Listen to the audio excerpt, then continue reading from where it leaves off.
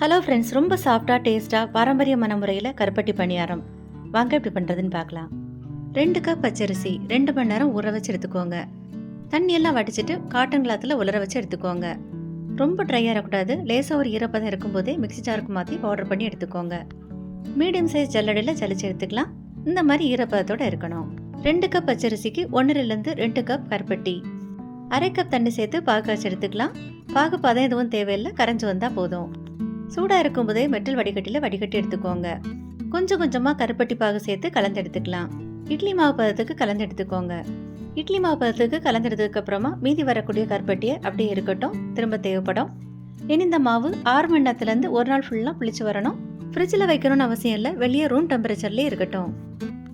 ஒரு நாளுக்கு அப்புறமா திறந்து பார்த்தீங்கன்னா மாவு இன்னும் நல்லா கெட்டிப்பட்டு வந்திருக்கும். இனி நம்ம எடுத்து வச்சிருந்த கருப்பட்டி பாகு சேர்த்துடலாம்.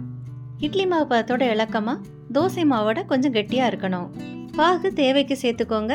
எனக்கு சரியாக இருக்குது. மாவு கலந்தெடுக்கிறதுக்கு முன்னாடியே ஒரு கைப்பிடி அளவு மாவு தனியாக எடுத்து வச்சுக்கோங்க. ஒருவேளை தண்ணியாக இருந்ததுன்னா திரும்ப சேர்த்துக்கலாம்.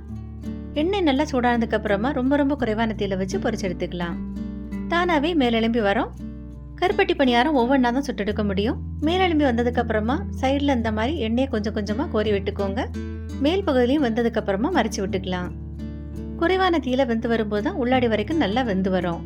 பொரிஞ்சிருக்கு, எடுத்துடலாம். உடனடியாக செய்கிற மாதிரி கருப்பட்டி பணியாரம் நம்ம சேனலில் வீடியோ இருக்குது. கருப்பட்டி பணியாரம் லாங் வீடியோவும் நம்ம சேனலில் இருக்குது. ரொம்ப சாஃப்டாக, ரொம்ப டேஸ்ட்டாக, மனமாக, பெர்ஃபெக்டாக வந்திருக்கு. ட்ரை பண்ணி பாருங்கள். தேங்க்யூ.